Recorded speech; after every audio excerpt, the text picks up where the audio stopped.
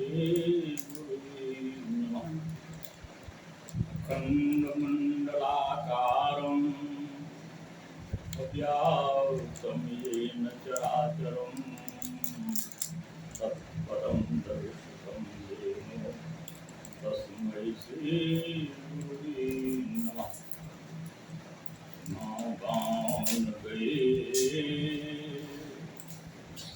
भैया सिंह गए भैया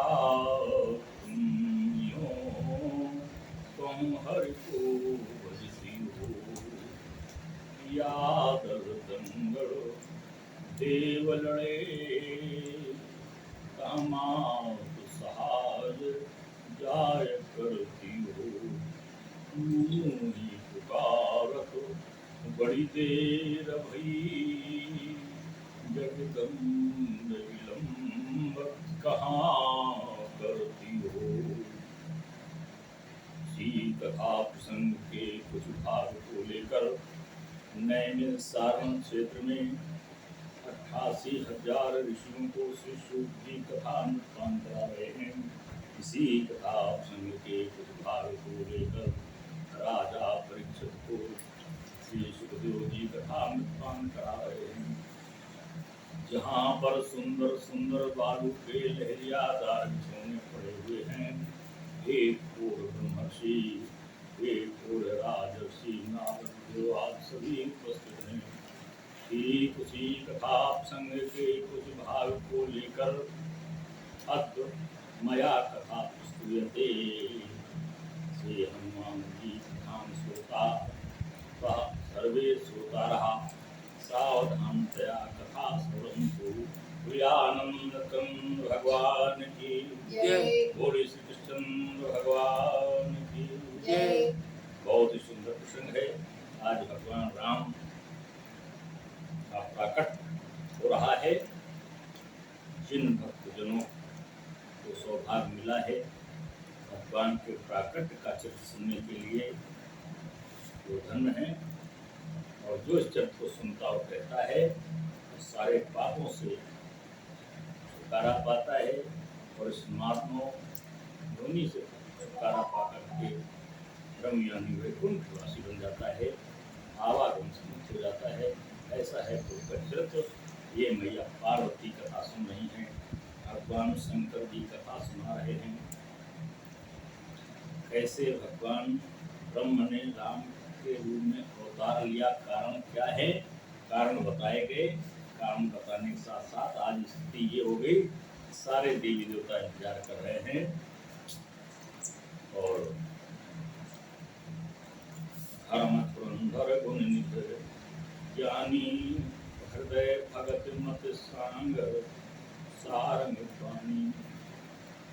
अवधपुर में भगवान राम के आगमन की प्रतीक्षा कर रहे हैं। रघुकुल मण भक्त दशरथ सारे वेदों में ये जाना जाता है, धर्म धुरंधर हैं, गुण के खजाना हैं, ज्ञानी हैं, हृदय में अटूट भक्ति है भगवान के प्रति।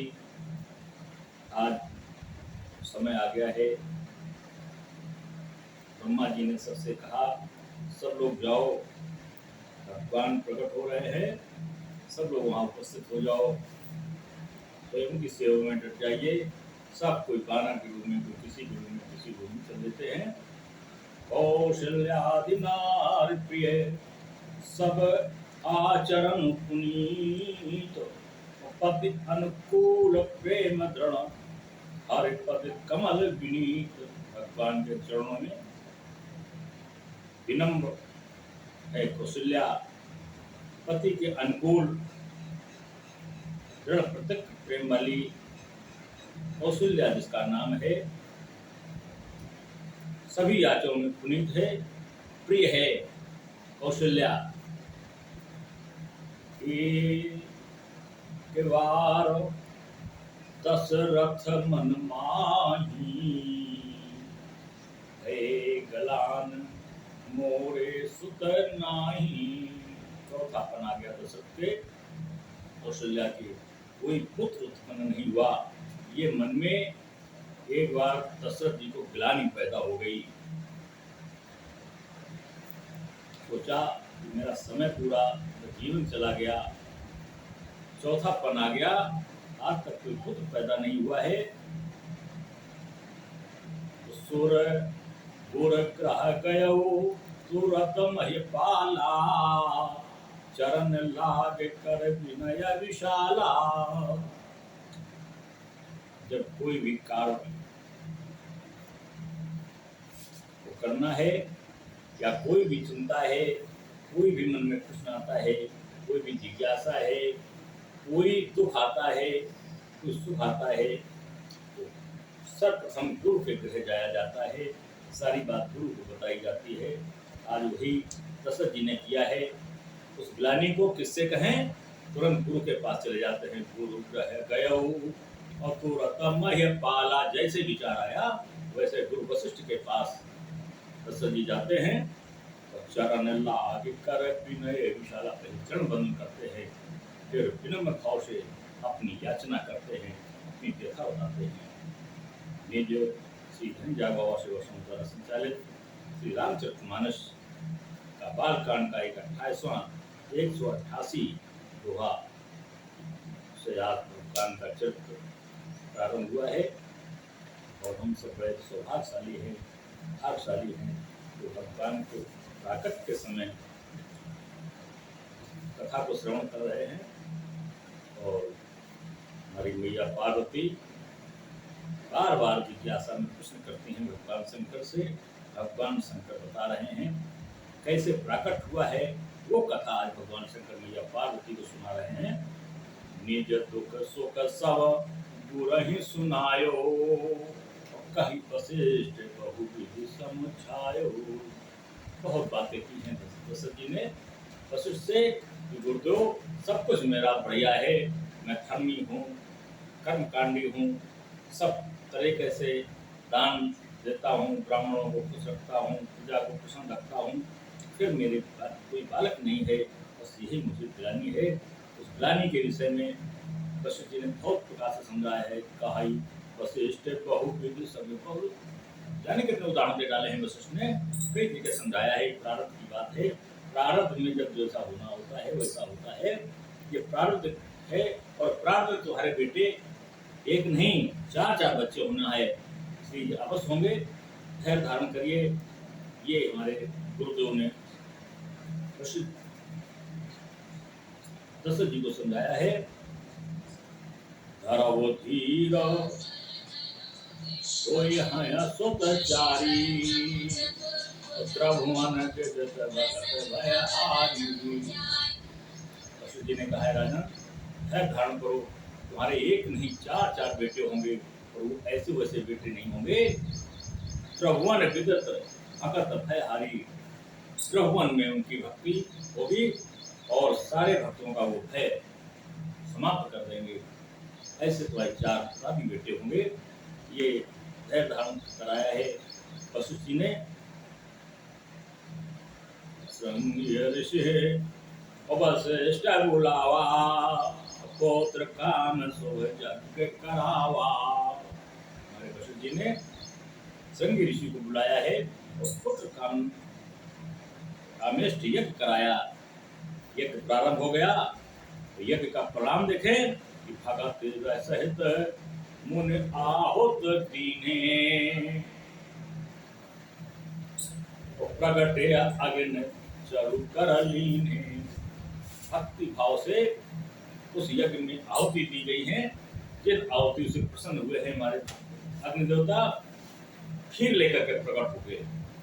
चरु कहते हैं खीर को, पायस को। प्रगटे अग्नि चरु कर लीने, हाथ में खीर को लेकर प्रसन्न प्रकट हो गए।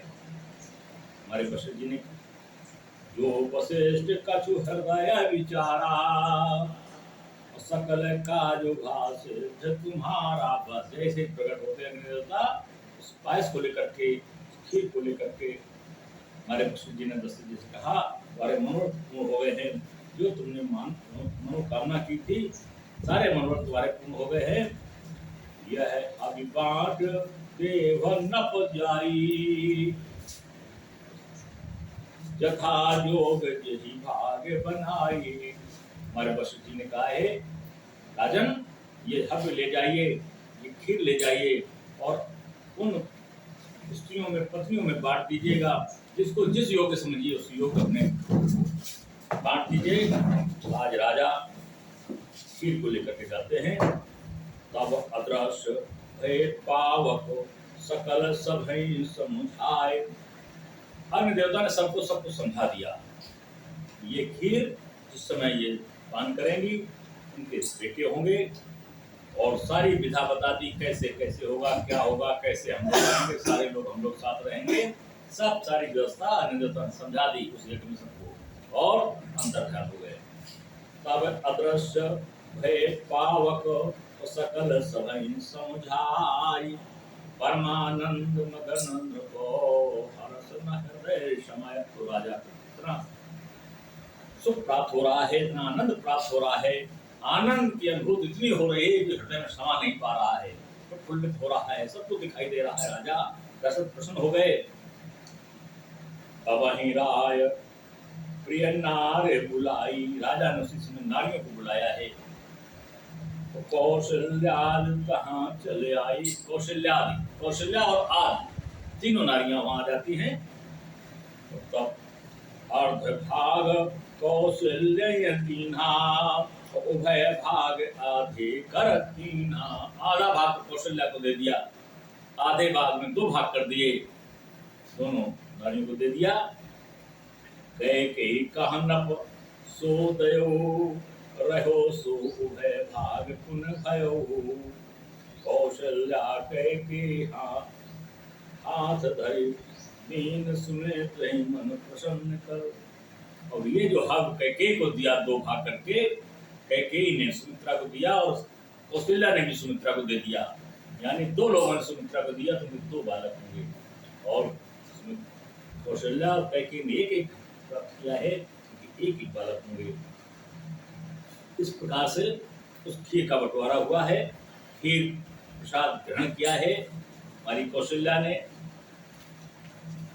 कैकेयी ने और सुमित्रा ने।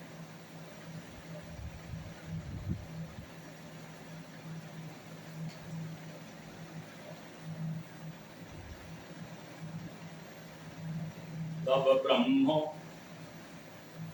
हर नहीं समझावा।